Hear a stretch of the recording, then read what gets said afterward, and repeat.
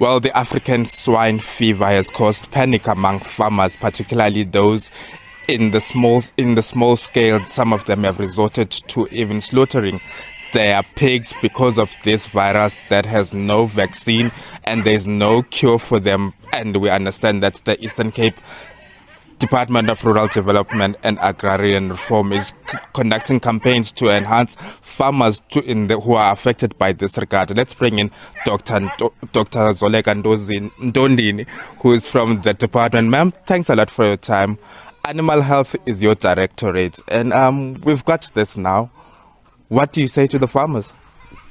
It is unfortunate that we find ourselves in this situation. The farmers are really losing out because of this disease.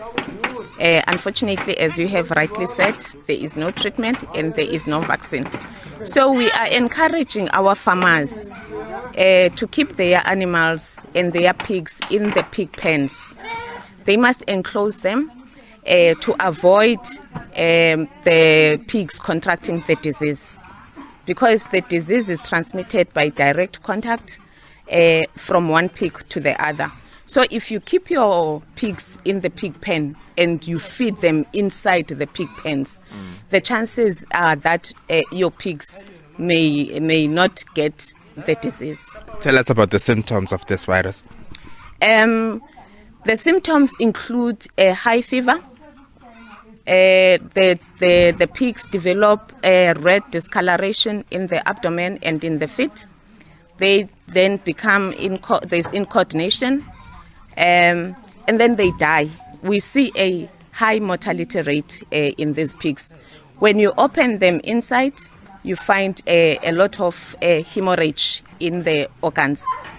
But we really would like the farmers to contact the state vet office if they find that they've got problems with their pigs. What impact does this have on exports and trading with other countries? The disease is a trade-sensitive disease, and it affects the exports because we will get export bans from pork or pig products. However, most of the small-scale farmers, they farm for their own livelihood. Most of them don't export. There are big producers who export, and those we encourage them to register their enterprises as compartments, and then they can then export depending on the import permit of that exporting country. And then how does one get support from your department? We've got offices in all the local municipalities. There are animal health technicians, there are extension officers, there are state vets. Farmers are encouraged to have close contact with the officials of the department because there are programs that the department offers.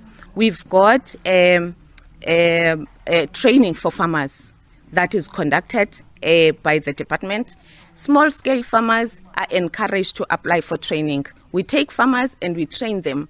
For example, all these pig producers, they can be trained on how to best manage their enterprises to avoid introduction of diseases into their farms. They would be trained on small, simple biosecurity measures that they need to apply on a daily basis. Some farmers, they do things without realizing that it will cause problems with their pens, and it may cause introduction of disease into their pens. So we offer training, we offer awareness. Our animal health technicians conduct information days and inform farmers on how best to practice pig farming.